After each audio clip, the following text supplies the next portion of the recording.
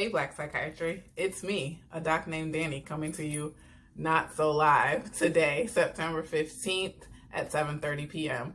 So I'm excited that we are going to have a special edition of Black Psychiatry Back to School. So this town hall is going to feature some excellent panelists who are from all sectors, from child psychiatry, social workers, teachers, and we are going to have a conversation that I know many of you really have been asking questions, asking yourselves, trying to get yourselves ready, trying to get your kids ready and prepared and in the mindset for going to school, well, whether it's in person, hybrid, virtual, whatever it is. And we are going to get into the conversation today. So I am here, but I am behind the scenes, and our lovely Dr. Sarah Vincent is going to be our moderator for tonight.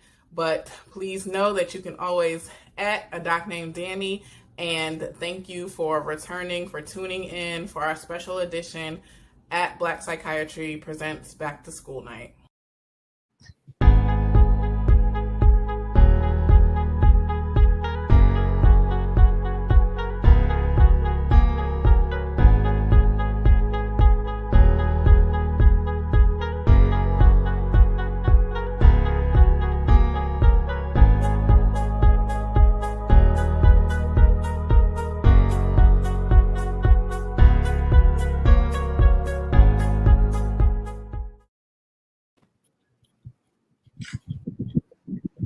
Good evening. This is Dr. Sarah Vincent, child and adolescent psychiatrist based in Atlanta, Georgia, and child and adolescent psychiatry fellowship program director at Morehouse School of Medicine. I'm really excited to bring this panel to you tonight and to have this conversation with our community about our children. We know that it takes a village to raise a child. It's not just a proverb, but it's something that we know is developmentally appropriate, that it really does require an entire community of people to interact so that children can grow in a safe and healthy environment. And what we've seen in 2020, which has been a year like no other, and hopefully we don't have another year like it anytime soon, is that the COVID pandemic and the increased emphasis on racial injustice have taken a toll on the emotional well-being of our children. It is imperative that the community of individuals caring for these children and interacting with them in meaningful ways collaborate to best serve their needs. This virtual panel series will bring caregivers, educators, and doctors together so that we can have a meaningful discussion on the issues that are affecting our youth's mental well-being. So we're going to start out with brief introductions of our panelists. So I'll start with someone who, for those of you in the Black psychiatry world, you know her. I was so happy to see that she was part of this panel, Dr. Kimberly Gordon Anachabe. She didn't put this in her bio, but she's the former Black Caucus president of the APA, and also a former Samson Minority Fellow. There's just so much I can say about Dr. Gordon Anachabe, but let me stick to the script. So she is a physician who specializes in adult, child, and adolescent psychiatry, and she is adjunct assistant clinical professor of psychiatry at Tulane School of Medicine and medical director of intensive services at Hope Health Systems, Inc. During her tenure as the president on the executive board of the Caucus of Black Psychiatrists and the APA, she strengthened connections with local and national mental health communities, including Louisiana and the Maryland, D.C. area where she now practices. She has planned CME events and spoken at multiple conferences and mental health audiences around mental health disparities for children and adolescents and historically marginalized communities, also known as Black, Indigenous people, and people of color. Thank you so much for being here, Dr. Gordon Anachabe. It's always just always good to see you. Our second panelist is Tara Mendoza, and she is currently a high school Spanish and English as a new language teacher in Queens, New York for the Department of Education. She will be starting her 9th year of teaching come next week. She received her bachelor's in adolescent education in Spanish and her master's in teaching English to speakers of other languages, both from St. John's University, while playing for the university's women's soccer team. She is passionate about empowering young BIPOC women to use sports as a way to express themselves and lead a healthy lifestyle. She is also a member of the school leadership team, equity team, and social justice club advisor. Welcome. Thank you so much for having me. Next, we have David Reed, and he is a teacher from Teaneck, New Jersey. He received his bachelor's from St. John's University and master's in education from Touro College. At St. John's, he played Division College soccer as well. After college, he followed his childhood dream to become a professional soccer player. And after a stint there, he cultivated a passion for teaching and education. He is in his 9th year and continues to use his passion for guiding others, in particular children of color, to professional and personal excellence. Thank you so much for joining us tonight, Mr. Reed. Thank you. Thank you. And next, we have Johan Pimentel, and he is a social worker.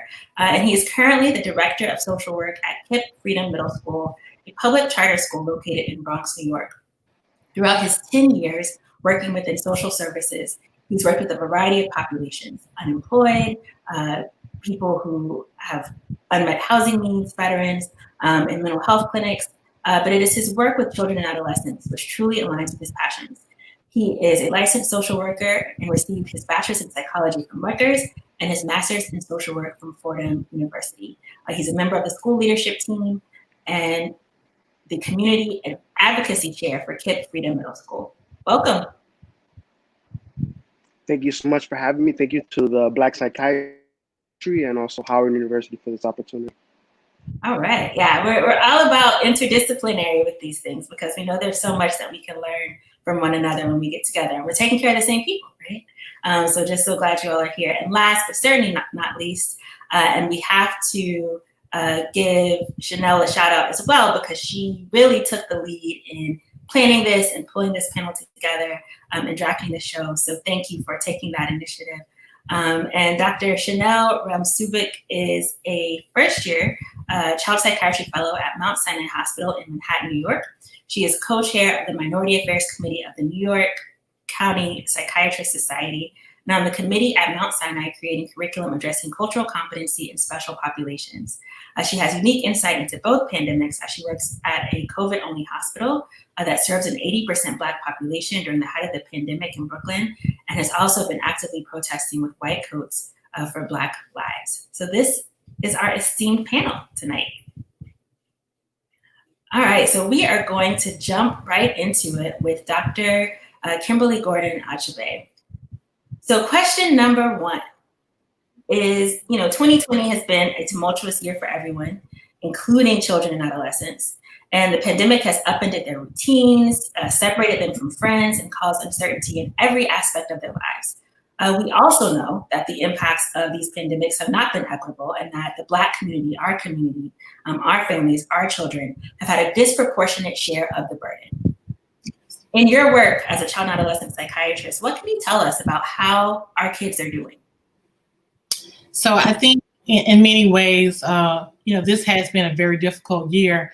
And I'm always reminding myself, the African-American community is a community that is built on resilience. So we've been through many, many struggles in the past. And I think I lean on that a lot in talking to my clients and my patients around how they feel and how they're doing. I will say that it varies. It varies from community to community. We are not monolithic. We have many different experiences. Many of the communities that I work with, however, are struggling, particularly now that schools are opening back up. And many parents are having to decide whether or not they're going to maintain their jobs or are they going to just be at home to help their kids who have been struggling in their school programs already because of the disparities in their school programs to manage their kids' educational needs. From an emotional and mental health standpoint, many parents and their children are experiencing high levels of anxiety and depression. And these levels of anxiety, depression, like I said, varies. But most of these levels of anxiety and depression can be mitigated by reassuring environments that are supportive and understanding of the struggles that they face today. Thank you for that. And that really does lead into our next question for Ms. Mendoza about what it's been like for students to be out of the classroom and the stress of that and how that's contributed to some of these anxiety and depression symptoms that we've seen. So we know that students have been out of the classroom for months. Some still aren't back in in-person school, many actually. So where does the virtual format fall short, and how are we seeing schools trying to address these shortcomings? Right. So this year has been unlike any other. So many pandemics compounded on top of the other. And it really does shine a light on all the, inequities that we're facing in the school system. So just little things like having access to computers and just assuming that, everyone can do online learning all day, every day. What if you have to share your device with your siblings, So it's been a bit of a struggle at first, but now I feel like we are close to where we need to be. I think that moving forward, we're just trying to create some sort of routine because it was just previously said, kids really lost a lot. There was a lot of ambiguous loss, like not necessarily the loss of one thing, it's more intangible. So we're really focusing on trying to cater to their social, emotional learning. That's a really, really big thing that the DOE and my school in particular is really trying to focus on and being there for them and not just pressing academics, exams at the end of the day. Yeah, and I think we're starting to understand how connected this all is, right? Like if a child's not mental well, their ability to take advantage of educational opportunities is going to be compromised. And so in thinking about the impact of school and the epidemic, we also know that they've lost a really important social outlet when it comes to school. And we know that connection is important for mental health. And we know that school is, for education, but we know that if you talk to a lot of kids, their favorite part of the day is lunch and recess. And that's because when they get to play with their friends. Right. So for Mr. Reed, in the virtual classroom, how have peer dynamics changed? And what have you seen the impact of that? Huge topic. I mean, there's been humongous shifts, especially in the student-to-student area, I'd say, because I feel like, especially for the students that Mr. Pimentel and I are at the same school, that middle school age, around 3rd, 4th grade, where they start to enter middle school in 5th, 6th, 7th grade, is where students really start to figure out who they are and their social circles and honestly how they work and how they function in this world. And in terms of student to student, they're not getting that feedback from one another about how they work, about how they feel about one another, and also those growing pains of finding friends. And in terms of my classroom, I'm a science teacher. There's a huge intangible piece missing, where the collaboration piece and that feedback piece from one another. And just like most subjects, hearing and seeing each other is where the students are going to learn the most. They're honestly going to learn most from each other than from us adults, and seeing each other talk like scientists, act like scientists, seeing people who want to be scientists may spark different things in them, just like other areas of their person. And I think it's been a huge shift because, seeing each other as scientists is a huge thing. And then just the virtual nature of things inherently puts you at a distance from one another. So yeah, those are the major shifts I've noticed. Yeah, and I think that's an underappreciated aspect of this is how much kids learn from each other. So we focus on sort of like that being able to hang out with your friends, but it affects how they learn as well. And so coming to you next, Mr. Pimentel, as our resident social worker tonight. So we know that there's been an increased amount of stress, and sometimes that can drive, school referrals, and even under normal circumstances, and Dr. Gordon Achebe can attest to this, I'm sure. Once school starts, our phones are ringing off the hook as child psychiatry mental health providers. So under normal circumstances, you are someone who is sending a lot of people our way. How have you seen referrals or referral questions change in quantity or quality since the pandemic began? Absolutely. Thank you so much. I would say both in quantity and in quality, the referrals have increased ever since the pandemic started. And the most prevalent case would be anxiety. There's overall anxiety when it comes to the students, when it comes to the family members, and even honestly within the staff in the school system. In that we're all being affected by what's currently happening, not so much just coronavirus, but also, as you know, the movement. And what I would say is that it's all tied into grief and loss. That's the main theme.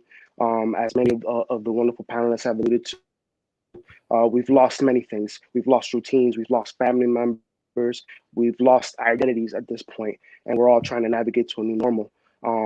So at this moment, as far as our school, we're trying to up-around approach when it comes to being able to provide support for our families.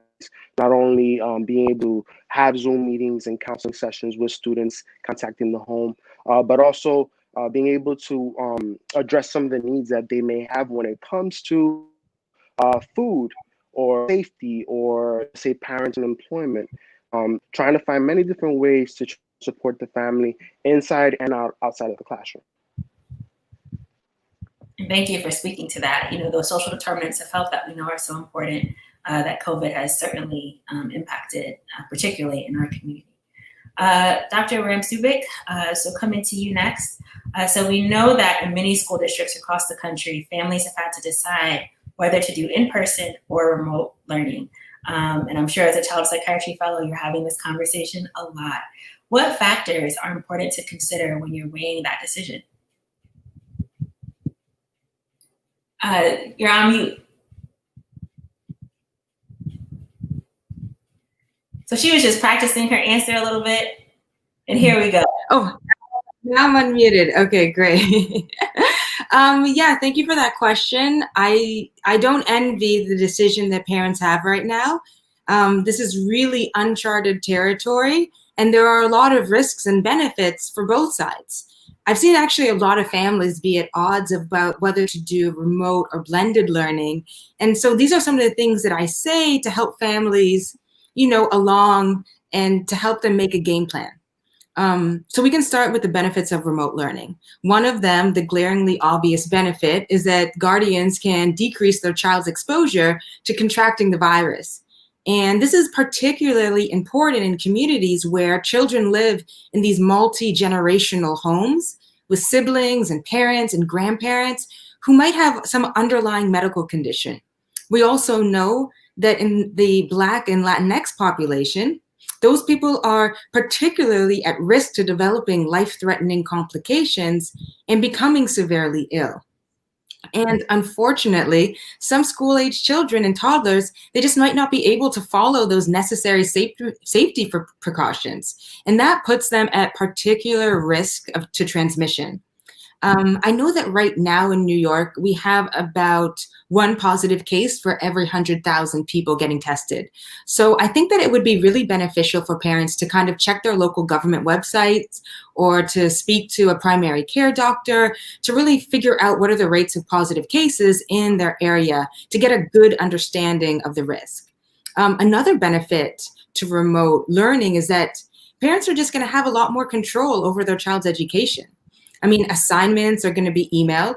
Parents can monitor if their child is actually participating at the classroom, in the Zoom classroom. And, you know, since the child will be at home, this would allow parents to cut down on the commute or the use of public transportation. But of course, this is not ideal for everyone. America has a huge racial wealth gap, and not every parent has the luxury to just stay at home, right? So this might not be feasible for some families, particularly low-income families that have a guardian who's working really long hours. In this instance, parents really don't have the time to monitor their children in that remote setting. So when the child is at home, the parent now becomes responsible for all the meals, all the activities, all the plans for that day. And this is just a really big responsibility that might be difficult for some.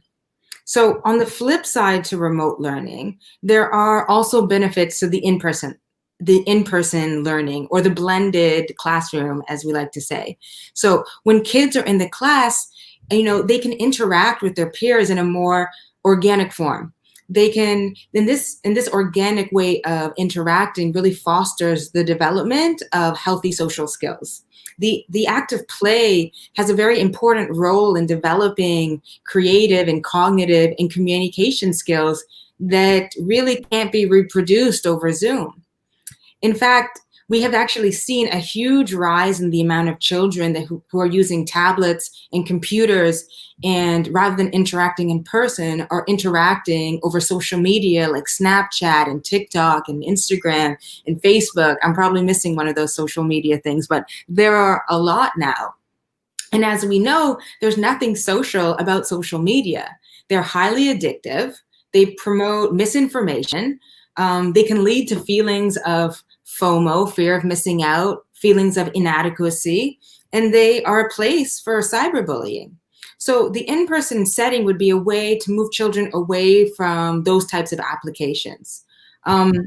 Also, there are certain children that just need extra support provided by the schools. Children with learning disabilities that need extra attention. Children with autism spectrum disorder that have difficulty with communication, or children with attention, ADHD, who may be distracted by family members who are at home. These are the type of children that may really benefit from the extra support that's offered in the school setting. And, that's a lot of information for some parents, some guardians to take in. So a really great tool for families is this online quiz that's provided by the Maven Clinic. So after you answer a series of questions, you get a really good idea of which setting would be best for your child. And a lot of the families that I work with have told me that it was very helpful in clarifying their decision. And that's great to know because, this is such a big issue. Everybody is learning as we go. We don't have a blueprint for this. So having something that helps us structure those decisions, I'm not surprised they find it helpful to have something to sort of anchor that process for them. And so in thinking about mental health, given everything that's going on, Dr. Gordon Ashby, I know that you are someone who is a psychiatrist and a physician, but before it was the trendy thing to talk about social justice and social determinants, you were already doing that and already there. So when we're thinking about how kids are doing mentally, what are some of the individual and environmental factors that have influenced their ability to adjust to this or their susceptibility to having more mental health symptoms? So, I think that's an interesting question. And one of the things I've been exploring when helping my patients is actually thinking about social platforms and how they can be helpful in understanding some of the environmental and social determinants of health that we all know are prevalent today. So, I think some of you guys probably remember Karate Kid, right? Karate Kid was a wonderful example of how sometimes the underdog can learn some life lessons that put them at top. So many of our kids are missing those opportunities to interact with Mr. Miyagi. Someone who exemplifies a role model, sort of a person who helps you understand, how to deal with bullying or, how to deal with the insecurities that many of our kids face. A lot of the adolescents I speak to, particularly the ones who were struggling prior to the pandemic, are stating that this was my opportunity to, to show my special skills. And now I'm missing that opportunity because I'm not able to interact with my peers the same way or interact with my teachers the same way. With that being said, I speak to these young people about the idea of civic opportunities. There are many areas where that's unmet in society. There's homeless shelters all over this country, and kids who actually are homeless who are dealing with this pandemic as well that's being forgotten. So there are ways where our young kids can become the Mr. Miyagi for their peers. From an emotional and a behavioral standpoint, I think it's really important to address parenting styles. A lot of parents have different styles in how they manage their kids' academic work in addition to their home life. And now it's hard to separate the two. From an emotional standpoint, having that space to be in the moment. And so kids have to understand that there are boundaries that's associated with learning. So right now I'm in the moment and I'm in school, but maybe later I can take a break and look at my social media device, or maybe I can take a break and go outside and work out or have some playtime. School was really important for physical activity. So many of the kids today are losing out on that physical activity, and I have a number of kids who are approaching obesity or approaching increasing their weight because of poor access to physical health care. So I think it's one of those things where we have to really think about all the different variables. Obviously we can think about it from a mental health standpoint, but what impacts your mental health is everything from a holistic point, from what you eat to how you, how much physical activity you have in a day, in addition to, how you're connecting in those interpersonal relationships with your parents. If you have parents who are still working or considered essential workers who are still working outside of the home, how can those parents become engaged whatever school program, whether it's a hybrid program where you have a combination of virtual and face-to-face, or if you're having most of the virtual program or in person. I come from a state, Louisiana, where everything is in person. Those individuals are having different challenges in terms of engaging young people from a social and emotional standpoint. For instance, a dear friend of mine stated that, he used to be able to engage kids with his facial expressions and his behavior, but now he has this mask on, and so he can't see the kids' facial expressions to understand if they understand what he's saying, and vice versa. So it's a really complicated issue. I think if we think about it from all different variables, the most effective way is to think about who are the underdogs, who is going to be most likely affected in a negative way with virtual learning, and go from there. Thank you so much for that very comprehensive answer, but I expect nothing less of you, Doctor. Get my points in. So, Ms. Mendoza, I know that kids spend just as many of their waking hours with teachers as they do with parents. So when we're thinking about mental health, identifying things early, there's a huge role that educators play. We know that they're simultaneously dealing with COVID and this increased attention and discussion around longstanding racism in the criminal legal or the carceral system. How do you see the school's role in helping children understand these tumultuous times? I think that the school's role is so important. It needs to be addressed on so many different levels, from curriculum reform, just to make sure the actual right, facts are in the textbook and are going to be on the test at the end of the semester. I think that it also has to do with every single educator understanding their duty as an educator. So to be able to recognize what's going on in the world and be able to check their own implicit biases, because we are frontline workers. How are your own, insecurities or your own prejudices, are they affecting your students? Because it's all well and good for my fellow educators to be nice and to try, but with the ongoing racism, Black Lives Matter is not just a moment. It's not just a trend. It's a whole movement. And I feel very strongly that as educators, we're creating this space, and it needs to be safe. It needs to be inclusive. It needs to be equitable. And it has to be on every single level. It doesn't have to be, it's just trending. So since it's trending, I'm going to show this clip and look, we did it. It needs to be just holistic, like was said before. So I think that, especially since now we do spend so much time with the kids, they pick up on everything that we do. So they'll notice if you're just doing this because it's trending, or if you are passionate about it, or have you been talking about it before that. So I am the Social Justice Club advisor.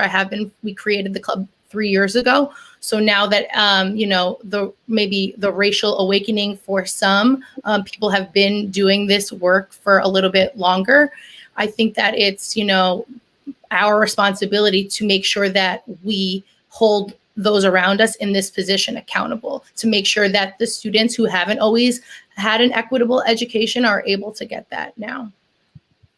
Thank you for that. And we know that's so important, not only for what it means now, but for what it means in terms of life trajectory, right? Like in this country, our kids, the people of our community, just have less room for error. In the US, if you're a Black man and you don't graduate from high school, there's a 60% chance you're going to be incarcerated, 60%.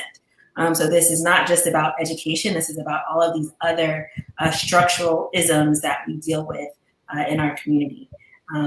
Mr. Reed, so in thinking about education and in trying to protect our kids' educational opportunities and shape their life trajectories in the way that we know they can go if given the opportunity, I asked this question of Dr. Gordon Achabe when it came to children's mental well-being, but when it comes to their educational experiences with virtual learning, what are some of the individual and environmental factors that you see sort of moving it one way or the other? Absolutely. I heard Dr. Gordon Achabe say something that rang probably in all of our minds in terms of boundaries. It is especially hard for students who are very much figuring out how to read, who they are, what I like, to have those boundaries, to know it's time to stop and put down and do my schoolwork. I'm going to dedicate this amount of time for science because I know I'm this kind of scientist or this kind of student in Spanish or this kind of student in ELA. So I think boundaries are a huge thing because I think even for us adults, that's challenging in this virtual setting as well. In terms of managing our energy, how much time we're going to put aside for self-care so we come back recharged the next day. I think also home environments look very different for a lot of different students. And just overall engagement, I think for all of us, students and teachers, it's like every day you got to dig a little deeper in that well. And, some days you may feel like that well dries up a little bit, but, the more we keep digging, the more we present ourselves and model that for students, they're going to figure out how to keep on digging in that well, no matter how much water is there. They'll get to that area where every day the well is like more filled and they're ready to go. Also, the family dynamics have a huge role. And for some students that are excelling, some students have older siblings who possibly can show them how to manage their time or how to tackle different things who are used to online learning. Quiet workspaces, that's extremely hard depending upon what your home environment is like. And back to the boundaries, some students have a hard time with to constantly remind them to try not to be in bed if you can, to try to get your work done, and just like what the implications are of not working in bed or not working in a set space, because then that plays into your mindset, your energy, and overall all that. But it's hard when you're in the same space all the time. But also some students that are excelling have excellent time management. It's pretty impressive. They're balancing their lives. They're trying to get that schoolwork done so they get to those video games. And I really admire some of our students' time management that we're seeing with them. And engaging in new hobbies and interests has helped some students. The other day we asked some students, what are you guys kind of doing to help yourself stay sane? Just having an open conversation about it. Some students were like, I started working out more, started doing all this, started doing all that.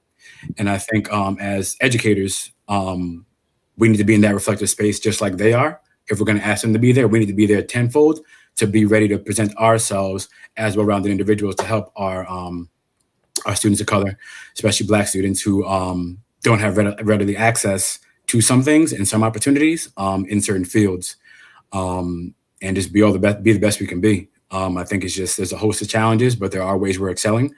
And, our people have that innate quality of grit and hard work. And I think it's just figuring out how I work and how to access that power is a little bit more difficult, just given the virtual nature. So, yeah. Thank you. And that really leads into sort of our pivot, right? So we have talked about the challenges, we talked about the increases in problems, we talked about the things that our society, our families, our communities, and as a result, our kids are dealing with. And so I want to have an opportunity to think about or talk about the things that are working. So Mr. Pimentel, we know this is going to vary district to district, school to school, but what have you seen as best practices or good examples of schools finding ways to support kids both with their educational needs and with some of the social challenges, such as food insecurity and poor internet access? Absolutely. This virtual transition has been difficult for everybody. But honestly, surprisingly, we're seeing students that in the past have had difficulties in in-person school, engaging in class or keeping focused. Being that they're on a virtual platform, it's more in line with what they're interested in and intrigued by. Even today in one of the classes that I was with, the students were having the same conversation, and the students were mentioning, they're used to being on tablets, they're used to being on a computer. Things are a little bit more animated with virtual learning. Therefore, they are more engaged. So that's been a very positive aspect of it. And I would also like to share that a positive aspect also has been the parent communication. I've been fortunate to be in many town hall meetings within our community of our parents, with number in attendance higher than ever, because now it's possible for them to attend these meetings because they are available remotely. I would say the most difficult aspect definitely has been with our classified students that do have individualized educational plans. These are students that definitely benefit from having that in-person support, whether it be differentiated instruction, a paraprofessional being right next to them, being able to get them throughout the classroom day. That's obviously a very challenging aspect. But I'm very happy as far as the efforts initiatives seen. First and foremost, I know, for example, in our school, something that we do have is that we have set up advisories. So our teachers have a roster of students that they start the day off with. And these teachers are checking in with these families on a weekly basis, daily basis. And the reason behind that is we like to think that we are a team and family, and we need to make sure that the student is doing well, but also the family. So figuring out, getting that information, whether they do need food, whether they do need resources. I personally, with a few of the staff members, we do a weekly food pantry where we service anywhere from 60 to 80 of our families and community members, because food is something with people is a need. And we have to remember that that anxiety that can be in the household, that also permeates to the child. If people are struggling, if are hungry, if people are stressed, people are angry, that affects the child. I mean, we are living in a world right now, like I mentioned before, not only so we have the Black Lives Matter movement. You have children that are 8 years old. When you mention to them that somebody has passed, they're asking, did COVID? Did someone kill them? Was it the police? And that's a reality that is right in front of our faces right now. And the one we have to do is be able to have these conversations with the children. A lot of times as adults feel that, children may not be able to handle the information that is presented, but the reality is it's presented all over. As we talked before on social media, the information is there. The more we can able to explain things to them, the more we're able to have those conversations with them, the more social they themselves will be able to gain and learn to how to develop the vocabulary in order to explain how. Thank you for that. And that's such a great point, that we cannot shield our children from all of this. So it's important that we are proactive and intentional about framing it for them. Because if we don't do it, then other people who may not be as invested in their well-being and in their appropriate development are going to be doing that instead. Dr. Ramsubik, so I'm going off script a little bit, but I know she's ready for this. And after this, we're going to go to questions and open it up. So please get those ready. But we know that as child psychiatrists, one of the number one presenting complaint often is ADHD. So for our parents, our caregivers who are aunties, grandmas, people who've stepped in to do this work with kids, what are some tips you have for the adults or the older siblings trying to help kids with ADHD learn in virtual environments? Hi, thank you so much for that question. I mean, yes, as a child psychiatrist, this is one of the top disorders that come through your door. And just for some people who may not really know what ADHD is, it's kind of, you can think of it in two ways. There is one side of hyperactivity and the other side of inattention. And so for a kid who's sitting down to focus on a computer and focus on classroom work, you can imagine that that can be very challenging. So one thing that families can do is provide a quiet space with very little distraction. And that can be a distraction around them, but also distraction on the computer. So there are actually ways that you can block the child from going to certain websites on the tablet or on the computer that would be very distracting to them. Another important thing for kids who have ADHD and kids in general is for them to have a good routine. Make sure that they're waking up at the same hour, that they're logging into their classroom at the right time, that they're completing their schoolwork around the same time, and going to bed at a good hour so that they can create this routine. Because a lot of chaos, a lot of distraction, again, is going to play into that hyperactivity and that inattention. We also see that kids with ADHD are really drawn to certain video games. So if those type of video games or games in general are readily available, that might also be an activity that distracts the kid from, engaging in the virtual environment. So those are a few tips that I would say would be good for families to adopt if they have a kid who has ADHD. Great. And so we are at the point where we get to open it up and see what questions our audience have for our panelists. So the first is from CC Marie, who says, as an educator, I'm finding myself working all hours of the night and having bad anxiety, trying hard to make virtual learning a success for my students. And I just want to say thank you for what you are doing. I've always known that teachers were underappreciated in this country, and I think that people, in trying to do your job, are recognizing what a skill set it is. So I know I got to finish your question, but from all of us, thank you for what you're doing for our kids. What are some tips for teachers in this stressful time to support our emotional well-being? Thank you so much for that question. Mm-hmm.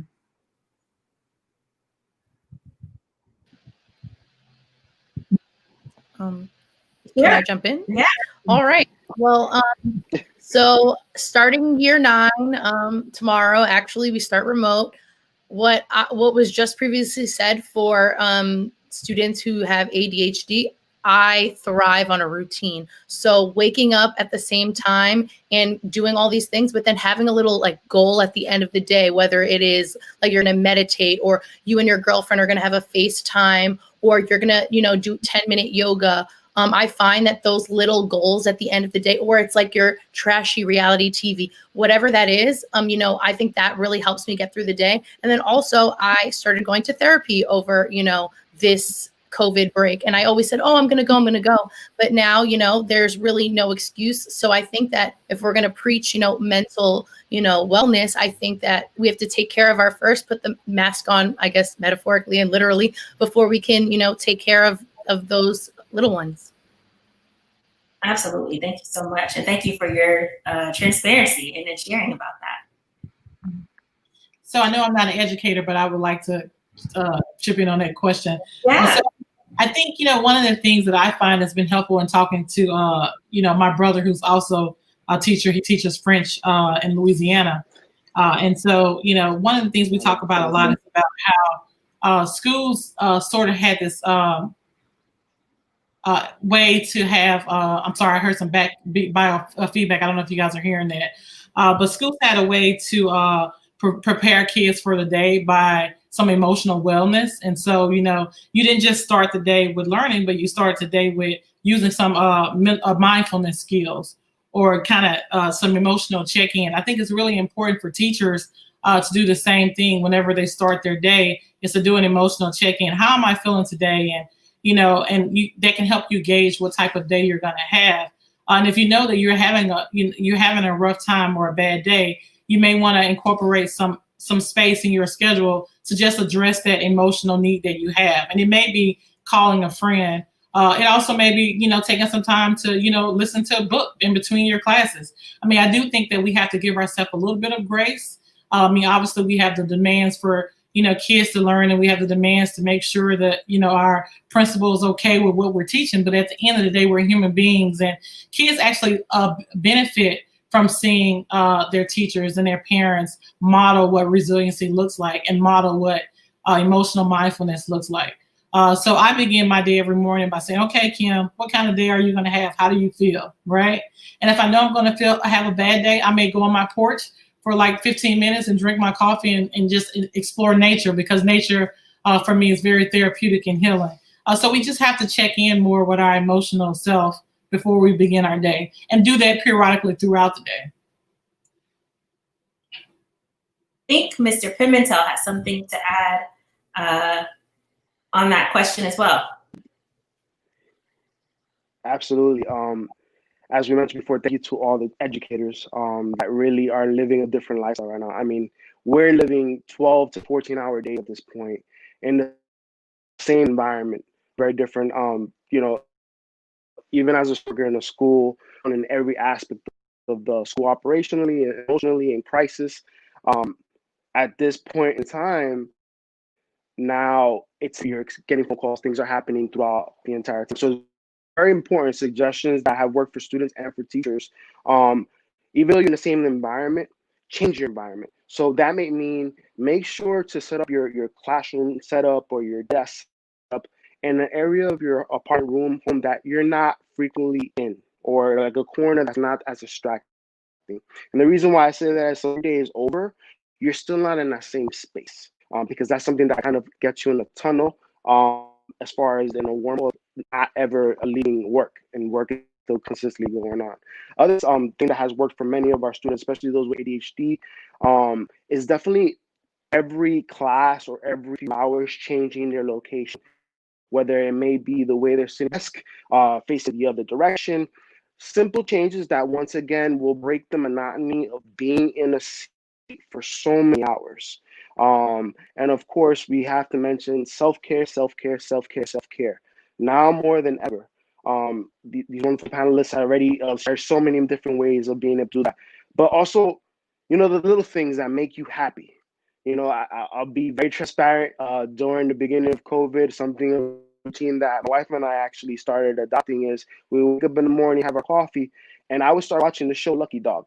And it's about this trainer who would rescue dogs from a shelter and find a home for them. That's something that's, it's a blessing. It's something beautiful. You see these dogs that have been through, terrible pasts. It's heartwarming. It's something to get your day started the right way. I thought myself it was silly at the time. You know what? I'm better for it. And don't be ashamed of being able to reach out to those outlets that you may need in order to make yourself and make your day well-rounded. Thank you. I'll just throw into along that self-care line, please sleep. There will always be more work to do. We need you well. You are asking a lot of your brain, of your body, of your heart right now.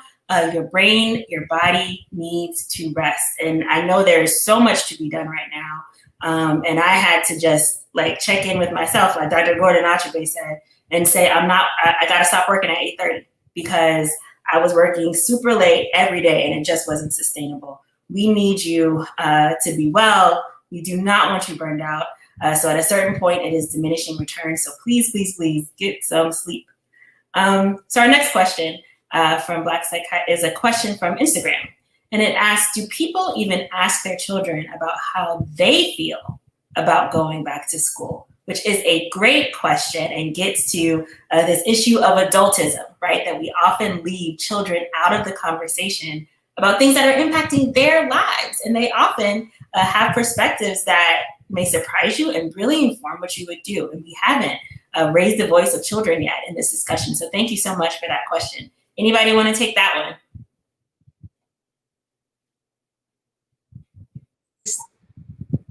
Am I unmuted? There you go.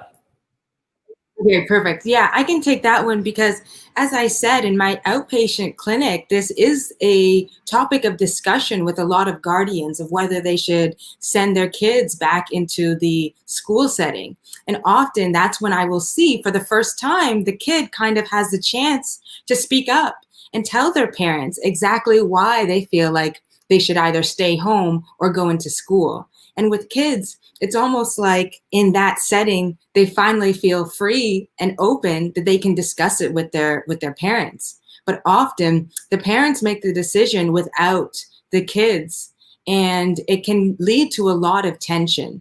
And as Dr. Vincent was saying, kids have a lot of insight into why a certain setting would work best for them. They know themselves, particularly the adolescents, the kids who are between 14 to 17, they really know what the benefits are to being in school or being at home. But often the guardians are making these decisions without them.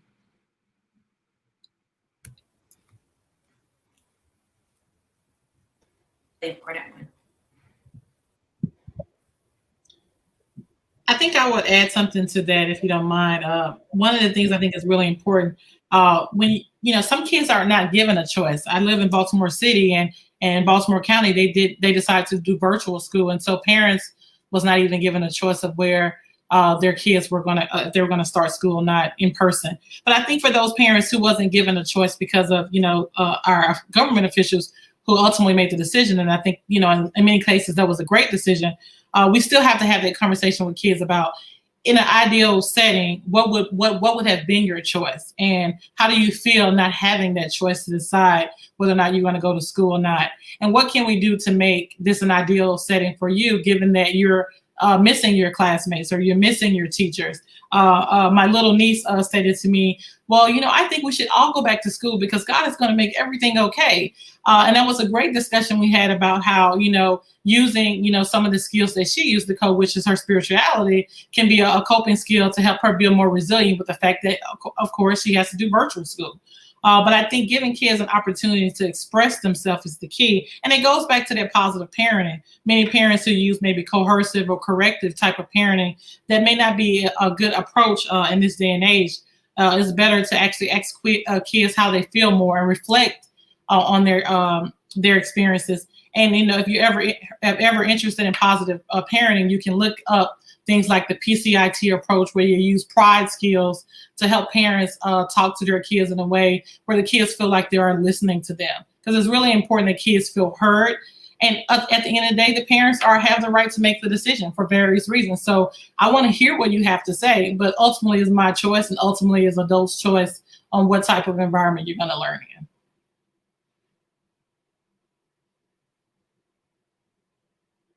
Understanding. If I may just add, yeah, go ahead.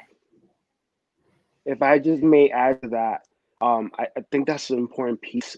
If we were to ask the children how they feel, a lot of times there may be a misconception about the things that they're feeling anxiety about when it comes to returning to school. So having that dialogue, that conversation, and providing some more context, providing the answers necessary, definitely relieve that anxiety for that child when it comes to returning back to the building.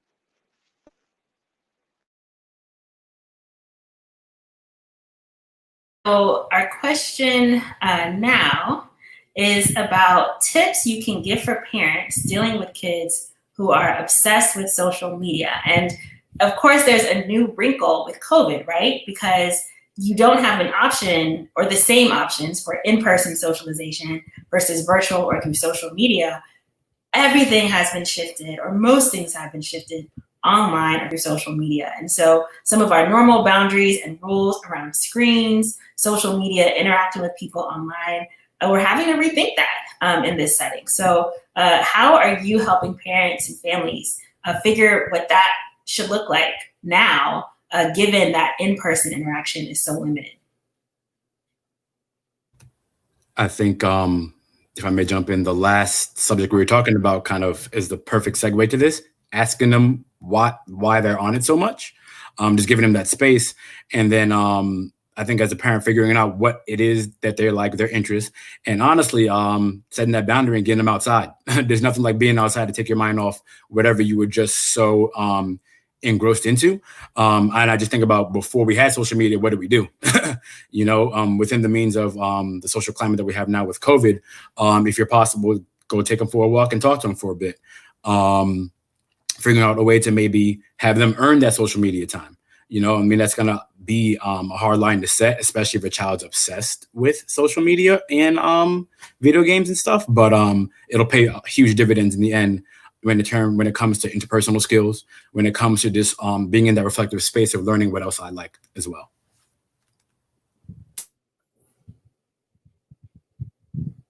And so I'm going to do my best to live up to my moderator duties and get us out of here on time, and also to give my panelists a heads up about our last question. So our last question is going to be about recommended resources for families, kids, community activists. And this can be mental health, it can be educational, it can be social, things that you can point them to as they're listening to what you're saying and saying, I want to act now.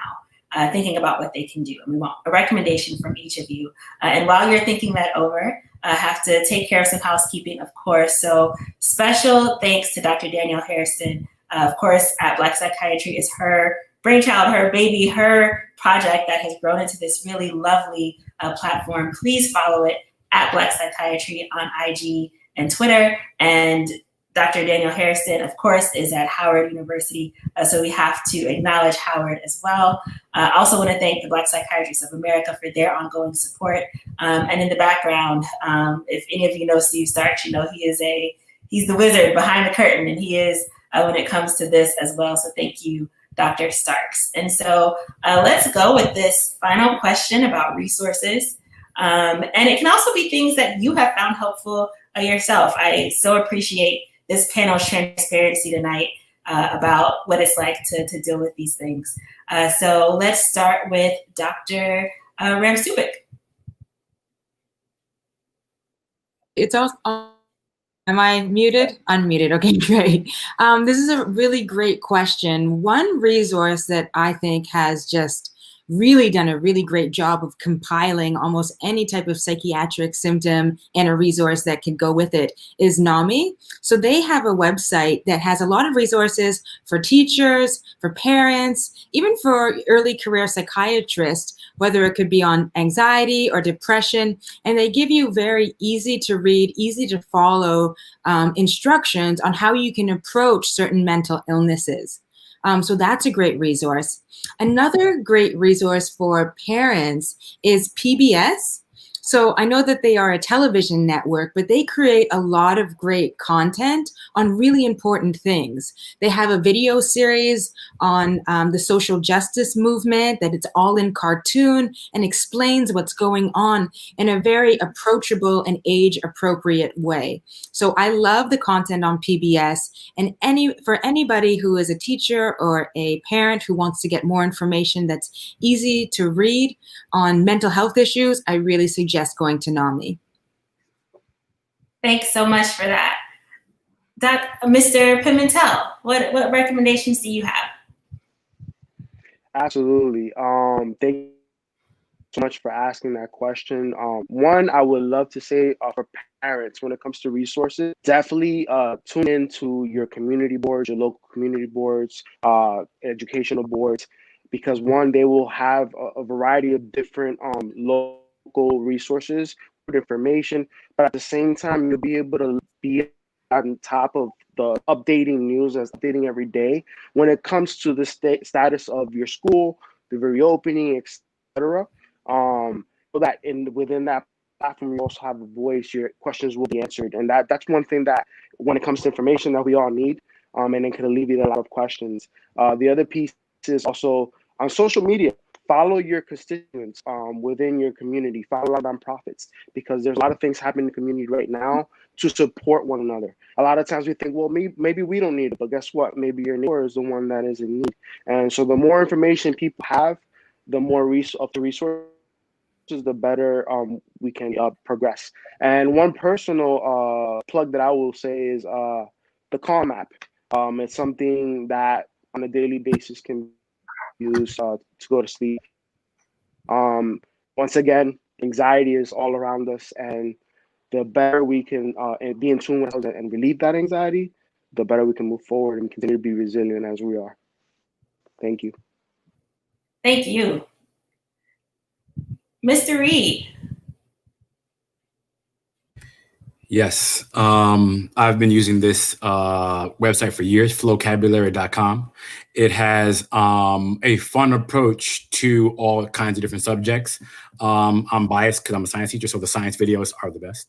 But they're actually individuals that have school appropriate rap for a bunch of different subjects that have a fun way of approaching it. They have a lot of cool graphics, and they have quizzes and materials, and you can honestly plan a whole lesson around them, and they're great for engaging students. And we've seen at our school, students really have a big time buy-in. So flowcabulary.com, like Vo, but flow. It's a great resource. Fantastic. Thank you so much. Miss Mendoza. Okay, so I mean, in terms of Spanish, I would say, or a new language, I tried learning myself Portuguese. Duolingo is probably my favorite free app, especially it goes from all the way, like it's very interactive. So elementary all the way up until my high school kids love it.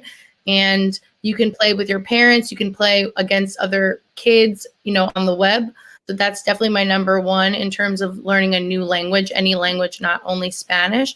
But then also, it's okay not to know. So if you're here on YouTube, I didn't know how to make a Bitmoji classroom, right? So Bitmoji's classrooms are huge in the teaching world. So I went on YouTube, I clicked, I had to look through a few videos, and I ended up, making my own classroom. And then I ended up leading a PD for my colleagues. So it's okay not to know. You could use YouTube or Also, I use Alexa in the morning. And when I say, like, whatever, good morning, Alexa, I hope she doesn't turn on. Good morning, Alexa. She reads me an inspirational quote and then tells me the weather. And it's, again, a little mindfulness to start, your day off on a positive note for you and your child. Thank you so much for that. And last, but most certainly not least, Dr. Gordon Achebe. And for all of us to compile like community resources and utilize them, I've been using a number of different things. One thing I would like to highlight is Girl Track, which is an organization that is encouraging Black women to walk with their families, walk with their daughters, walk with their sons and their husbands. It's a good way to keep you active. There is a social activist piece to that you learn about our ancestors and what they've done to build resiliency within our communities. Another great resource I think that a lot of parents are not aware of is how community colleges across the country are developing tutoring programs and other activities for young people, particularly adolescents, but also for middle school children. Parks and Recreations is also an important resource. I can't advocate enough for environmental to alleviate environmental stress by nature. And so the YMCA is partnered with a lot of different organizations to make that happen. So I would encourage you to look at your local YMCA and also your park and recreational communities to understand what is important. In addition to that, many churches out there are involving kids in movie nights and book clubs and karate classes and dance classes. All of those things are going to be effective in helping us be socially connected at a distance. Thank you so much, Dr. Gordon Achebe. And I do want to point out, we didn't ask Dr. Ramsubik to give a shout out to NAMI. She gave it because it's an awesome organization, but they are also a sponsor for these events. So we want to thank NAMI for that as well.